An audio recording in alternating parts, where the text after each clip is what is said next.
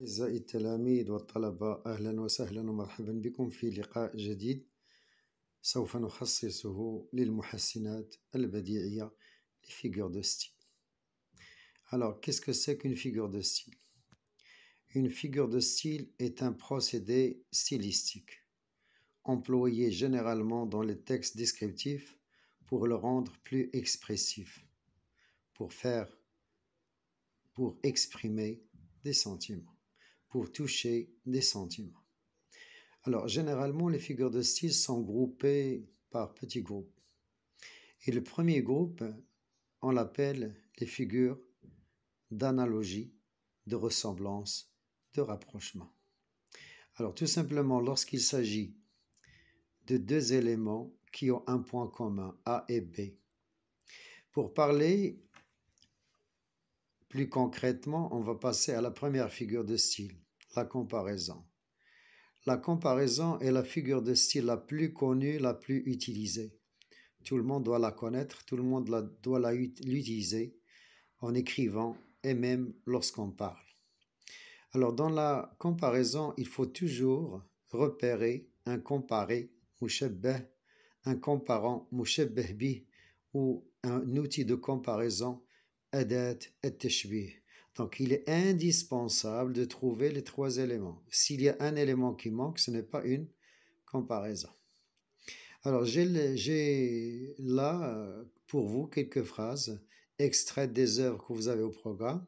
Alors, la première, le souk des bijoutiers ressemblait à l'entrée d'une fourmilière. Bien sûr, c'est une comparaison. Le comparé, ou le souk des bijoutiers, en vert. Le comparant, c'est l'entrée d'une fourmilière, donc madkhal diel ghar diel naml, ou le moyen utilisé ici, c'est ressembler à. Donc je répète, le souk des bijoutiers ressemblait à l'entrée d'une fourmilière, c'est bien sûr une comparaison. Alors deuxième comparaison que j'ai pris de la page 163 de la boîte à merveilles, vous avez des cris éclatés comme un orage. Des cris éclatés comme un orage. Et donc vous avez le comparé, c'est des cris, le comparant, c'est un orage, et le moyen de comparaison, c'est comme. Troisième exemple, extrait de Antigone, tu es en train de défendre ton bonheur en ce moment comme un os. Donc tu es en train de défendre ton bonheur comme un os. Là, Antigone s'adresse à Créon. Il est au sommet de sa colère et donc c'est une comparaison dévalorisante, bien sûr. Pourquoi dévalorisante? Parce que Antigone compare Créon, le roi, à un chien. Alors, où est le comparé ici? C'est le bonheur.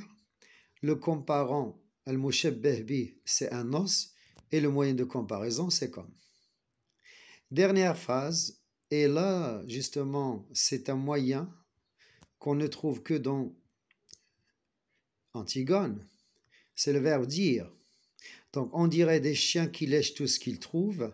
Vous êtes comme des chiens qui lèchent tout ce qu'ils trouvent. Donc, Antigone compare Créon à des chiens.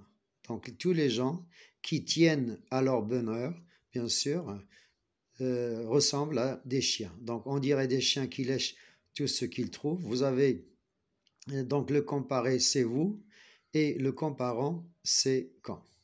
Alors, pour exprimer la comparaison, il y a plusieurs moyens. Donc, on vient de voir ici ressembler à, on a comme, le verbe dire, on dirait. Vous avez quand, pareil à, semblable à, ressembler à, plus que, moins que, aussi que, tel. Ce sont les moyens ainsi que on peut utiliser pour exprimer la comparaison. Alors, la deuxième figure de style, c'est la métaphore. La métaphore est une comparaison. Qu'est-ce qui manque? C'est l'outil de comparaison qui n'existe pas. Donc, la métaphore est une comparaison, sauf que le moyen de comparaison n'existe pas.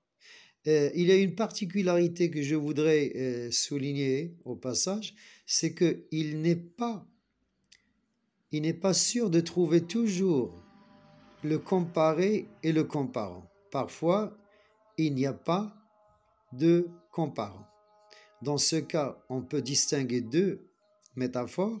la métaphore in presentia, en présence du comparé et du comparant, parfois il y a la métaphore in absentia, lorsque le comparant n'existe pas, il n'est pas cité explicitement. Alors j'ai là quelques exemples tirés des œuvres. Alors dans la page 162, vous avez le grand diable de Dlel plongea dans la foule. Alors très souvent quand on a la préposition de, la première chose à laquelle on pense c'est la métaphore. Alors où est le comparé? C'est le Dlel, il est comparé à un diable. Donc généralement quand on a deux, il y a l'inversion des places du comparé et du comparant. Donc généralement on commence par le comparé avec le comparant, mais avec deux, il y a le comparant qui vient avant le comparé. Donc je répète, le comparé ici c'est le dlel, le comparant c'est le diable. Donc on peut dire, si on veut rendre cette phrase, transformer cette phrase en comparaison, alors on dit que le grand dlel ressemblait à un diable. Il faut pourtant qu'il y en ait qui mènent la barque. Alors, il faut pourtant qu'il y en ait qui mènent la barque. C'est la première phase de toute une métaphore filée, extraite de Antigone, lorsque Créon a essayé d'expliquer à Antigone pourquoi il a accepté le métier de roi, pourquoi il n'a pas dit non au métier du roi. Et il a dit, il faut pourtant qu'il y en ait qui mènent la barque. Alors, la barque ici, c'est Thèbes, donc il compare Thèbes à une barque, et donc Thèbes sans roi, c'est comme une barque sans capitaine. Donc, il est nécessaire que quelqu'un dirige ce vaisseau. Et bien sûr, cette phrase nous rappelle une phrase qu'on a vue dans le film Classe 8, القسم 8, une phrase dite par Mjid à la fin du film, Madame, nous sommes dans un bateau. Et il veut dire par le bateau ici, c'est la classe. Troisième exemple, allons vite cuisinier. Antigone s'adresse à Créon et donc il le compare à un cuisinier. Créon est comme un cuisinier. Là aussi, c'est une métaphore dévalorisante parce que comparer le comparant indique toujours si la comparaison est valorisante ou la dévalorisante. Donc, si je compare par exemple une fille à une gazelle, c'est une comparaison valorisante, mais si je compare la fille à une vipère, la comparaison devient dévalorisante. Donc, c'est le comparant qui détermine si on cherche à critiquer ou bien à faire l'éloge.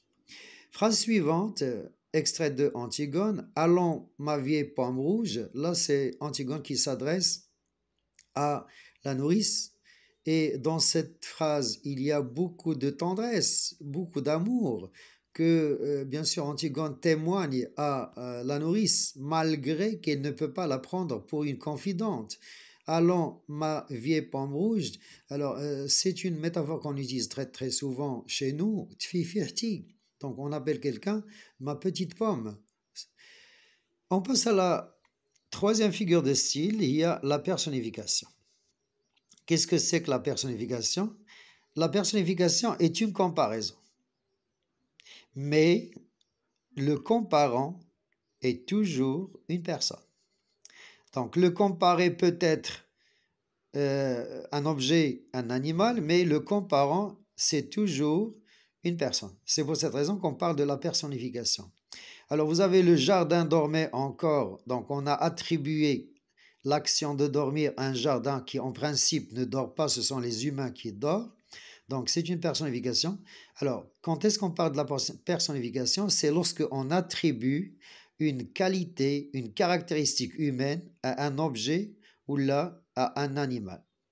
Deuxième exemple, extrait de Antigone aussi, c'est beau un jardin qui ne pense pas encore aux hommes. Donc, bien sûr, penser ne peut pas être attribué à un objet. Le jardin ne pense pas, ce sont les êtres humains qui pensent. Alors, une autre personnification, cette fois extraite de la boîte à merveilles, c'est la page 54. Ce soir, bien sûr, les objets de la boîte à merveilles, ils ne me parlaient pas. Bien sûr, parler, c'est une action humaine. Les objets ne parlent pas. Il gisait inerte, maussade, un peu hostile. Alors, on a là des qualités humaines, maussade, hostile, ce sont des sentiments que le narrateur a attribués à des objets inanimés, bien sûr, inertes. On passe à la dernière figure de style que, bien sûr, vous ne trouverez pas facilement dans l'œuvre. Qu'est-ce que c'est que l'allégorie? C'est une forme de comparaison. L'allégorie est une forme de comparaison. C'est une personnification d'une idée abstraite. La personnification d'une idée abstraite. Pourquoi? Pour rendre cette idée plus concrète, plus visible, plus claire, plus compréhensible. Alors, nous sommes de ceux qui lui sautent dessus quand il rencontre votre espoir. Donc, l'espoir est considéré comme quelqu'un, bien sûr, qu'on cherche et qui nous manque et qu'on ne peut pas perdre. Donc, nous sommes de ceux qui lui sautent dessus quand il rencontre votre espoir, votre cher espoir, votre sale espoir. Et voilà, donc c'était une petite approche des figures de ressemblance, d'analogie, de rapprochement. Merci et à la prochaine vidéo. J'espère que vous avez bien compris donc la différence entre la comparaison, la métaphore, la personnification et l'allégorie.